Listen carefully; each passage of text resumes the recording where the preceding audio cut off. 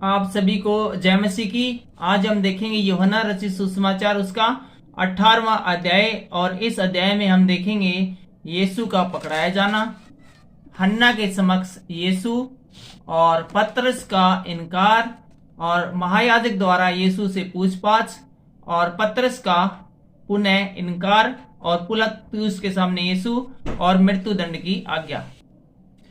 तो आइए शुरू करते हैं यूहन्ना रचित सुसमाचार उसका 18वां अध्याय की पहली आयत, और इसका शीर्षक है यीशु का पकड़ाया जाना।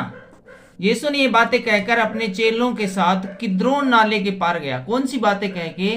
कि यीशु ने, हमने थोड़ी देर पहले देखा था कि यीशु की महायाजक की प्रार्थना स्वयं के लिए, यीशु मसीह है वो प्रार्थना करते हैं परमेश्वर से अपने लिए, अपने चेलों के लिए और सभी विश्वासियों के लिए। ये बहुत लंबी प्रार्थना करने के बाद यीशु है अपने चेलों के साथ वो किद्रोन नाले के पार चला गया। किद्रोन का नाला आपको याद होगा, याद है? याद करने की थोड़ी कोशिश कीजिए। जब हम देखते हैं कि अकाल पड़ गया था और एक नबी होता था, उसका नाम थोड़ा याद करने की कोशिश कीजिए। और वो नबी है, एग्जाम्पल के लिए आपको थोड़ा सा टिप दे देते हैं। एक विधवा के पास भी गया था और वो एक विधवा ने उसके खाने का इंतजाम किया था। शायद एलिया नबी आप कह सकते हैं। तो चलिए कोई बात नहीं, आगे देखते हैं। वहां एक बारी थी जिसमें वह और उसके चेले गए। वहां पर एक बारी थी जिसमें उसके चेले और वो और उसके चेले। बारी का मतलब क्या हुआ? बारी का मतलब, हम एक सेकंड रुकिए, उर्दू की किताब में देखते हैं। तो उर्दू की किताब में हमने देख लिया है, वहां पर एक बारी थी। बारी का मतलब होता है बाग। वहां पर एक बाग था, हमने इस बुक में देखा है। इसका नाम है किताब मुकद्दस। ये उर्दू की बाइबल है, आप भी पढ़ना। उर्दू एक बड़ी ही मीठी है जुबान होती है। चलिए आगे पढ़ते हैं। हम पढ़ रहे हैं यूहन्ना रचित सुसमाचार उसका 18वां अध्याय और आ गए हैं उसकी दूसरी आयत में। और पहले आयत में हमने पढ़ा था कि यीशु मसीह अपने चेलों के पास साथ है वो किद्रोन नाले के पार चले गए थे और एक बाग में चले गए थे और वहां पर वो रहे थे। और उसका पकड़वाने वाला यहूदा भी यह जगह जानता था। और यहूदा जो कि उसको पकड़ाने वाला था यीशु मसीह को, वो भी इस जगह के बारे में जानता था, क्योंकि यीशु अपने चेलों के साथ वहां आया जाया करता था। अक्सर उस बाग में यीशु मसीह है उसका आवागमन चलता रहता था। इसलिए यहूदा जो था वो भी जानता था कि यीशु मसीह यहाँ हो सकता है। तब यहूदा सैनिकों के एक दल को और प्रधान याजकों और फरीसियों की ओर से प्यादों को लेकर दीपकों और मसालों और हथियारों को लिए हुए वहां आया। उसके बाद हम देखते हैं कि पूरी सेना की एक टुकड़ी लेके आया था बंदा यहूदा, और जिसके अंदर की प्रधान याजक और फरीसियों की ओर से बहुत सारे प्यादे भी थे और बहुत सारे दीपक जल रहे थे और बहुत सारी मसाले थी और बहुत बड़ा हथियारों का उनके पास एक जखीरा था। उनके साथ यहूदा है वो यीशु मसीह को पकड़वाने के लिए आता है। तब यीशु उन सब बातों को जो उस पर आने वाली थी जानकर निकला और उनसे कहा, किसे ढूंढते हो? यीशु मसीह खुद बाहर आ गए बाग से और इतनी सारी भीड़ को देखा तो यीशु मसीह को पता था क्या होने वाला है, इसलिए वो बोले कि किसको ढूंढते हो? तो उन्होंने उत्तर दिया, यीशु नासरी को। यीशु ने उनसे कहा, मैं हूं। यीशु बोला, यीशु नासरी तो मैं हूं। उसका पकड़ाने वाला यहूदा भी उनके साथ खड़ा था। उसके यह कहते ही मैं हूं, वे पीछे हटकर भूमि पर गिर पड़े।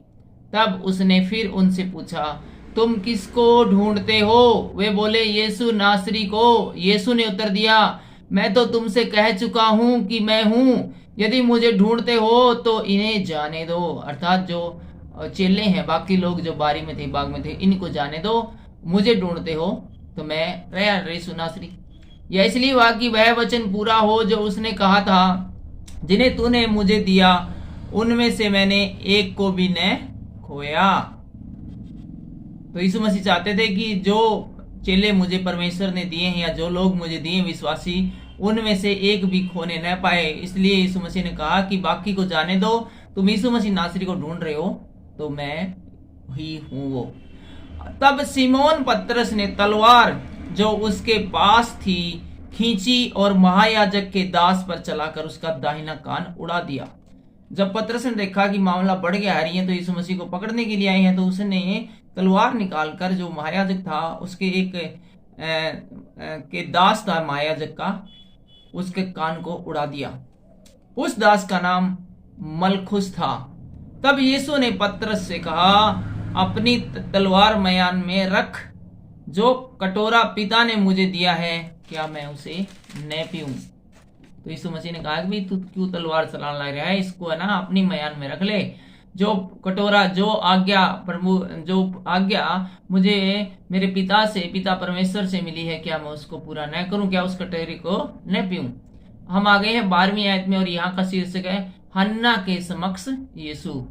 तब सैनिकों और उसके सूबेदार और यहूदियों के प्यादों ने यीशु को पकड़कर बांध लिया और पहले उसे हन्ना के पास ले गए, क्योंकि वह उस वर्ष के महायाजक काइफा का ससुर था। यह वही काइफा था जिसने यहूदियों को सलाह दी थी कि हमारे लोगों के लिए एक पुरुष का मरना अच्छा है। इस महायाजक ने तो बहुत पहले से ही ये भविष्यवाणी कर दी थी कि हमारे लिए एक व्यक्ति का मरना आवश्यक है। और 15वीं आयत से हम देखते हैं पतरस का इनकार। समौन पतरस और एक अन्य चेला भी यीशु के पीछे हो लिए थे।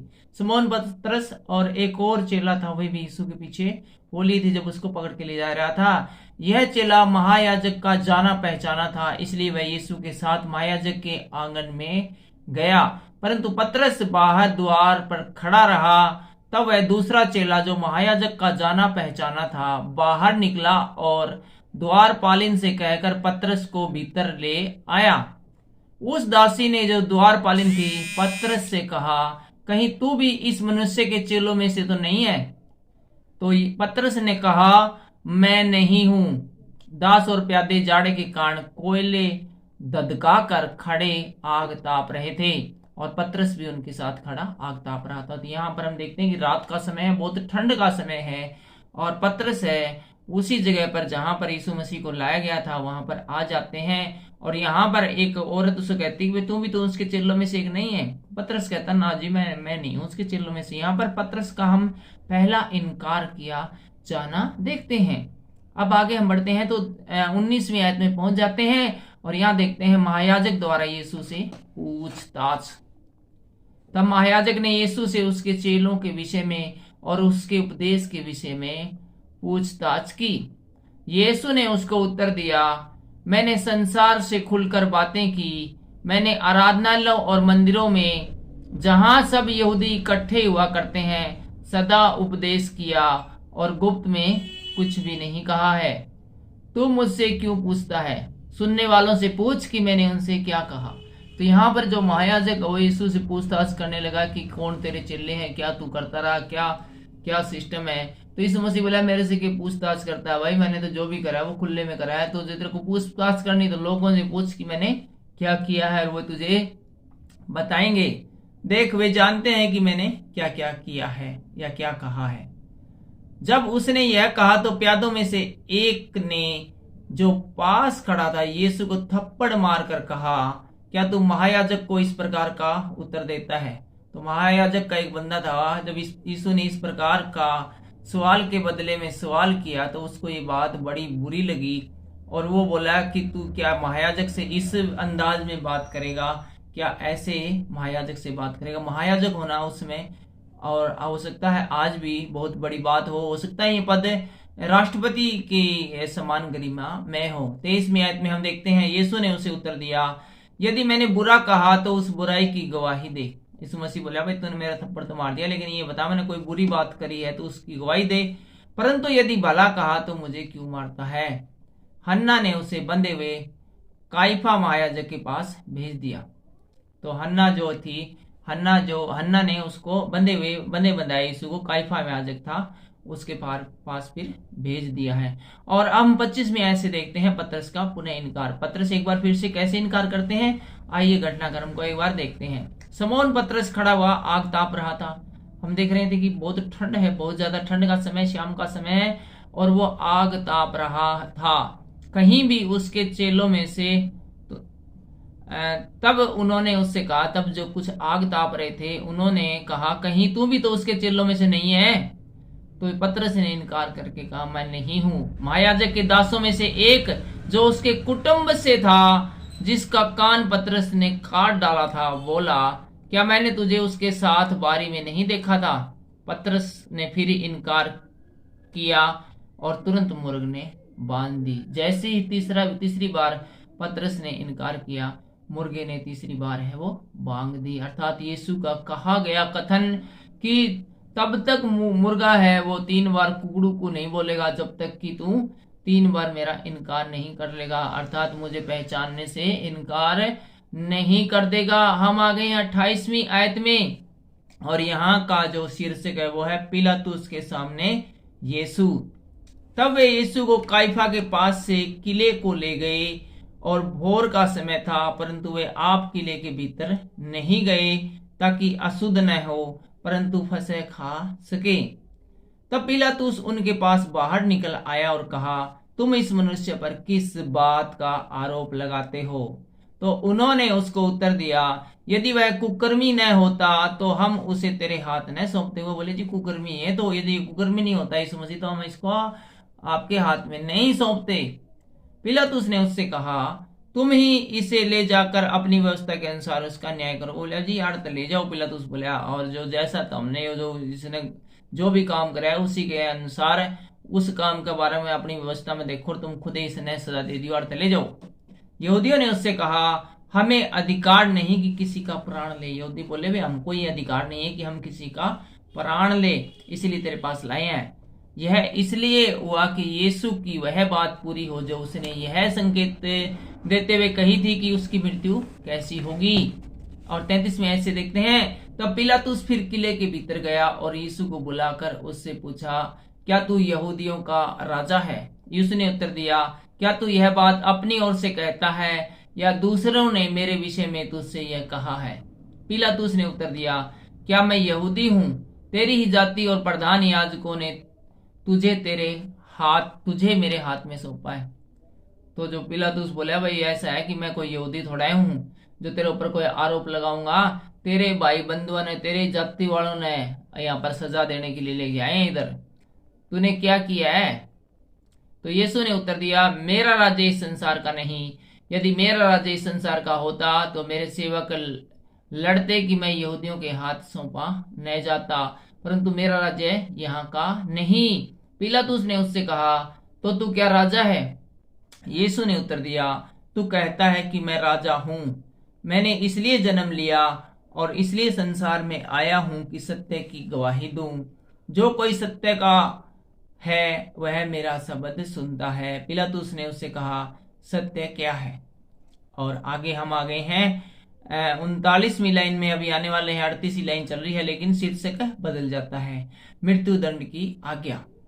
यह कहकर वह फिर यहूदियों के पास निकल गया और उनसे कहा, मैं तो इसमें कुछ दोष नहीं पाता। पिलातुस यहूदियों के पास जाके नहीं बोला, भाई मैंने यीशु मसीह से बातचीत करी, उससे पूछताछ करी, मैं तो इसमें किसी प्रकार का दोष पाता को नहीं, वो आदमी ठीक है, पर तुम्हारी यह रीति है कि मैं फंसे में तुम्हारे लिए एक व्यक्ति को छोड़ दूं, अतः क्या तुम चाहते हो कि मैं तुम्हारे लिए यहूदियों के राजा को छोड़ दूं? पिलातुस बोला, भाई मैंने वो बंदे की जांच पड़ताल कर ली, यीशु की इसमें कोई दोष को नहीं, कोई खोट को नहीं, बिल्कुल सही है। और तुम्हारे अंदर है, तुम आजकल एक व्यवस्था भी चल रही है इस समय, इस त्योहार के सीजन में, कि किसी एक दोषी को छोड़ दिया जाता है, किसी एक अपराधी को छोड़ दिया जाता है, तो तुम कहो तो मैं इसको छोड़ दूं, तुम्हारी जो इसको लेके आए हुआ डिमांड भी पूरी हो जाएगी, इसको बाद छोड़ देते हैं, पुण्य पुण्य काम हो जाएगा, भला काम हो जाएगा, इसको सजा की सजा मिलेगी और ये छूट भी जाएगा।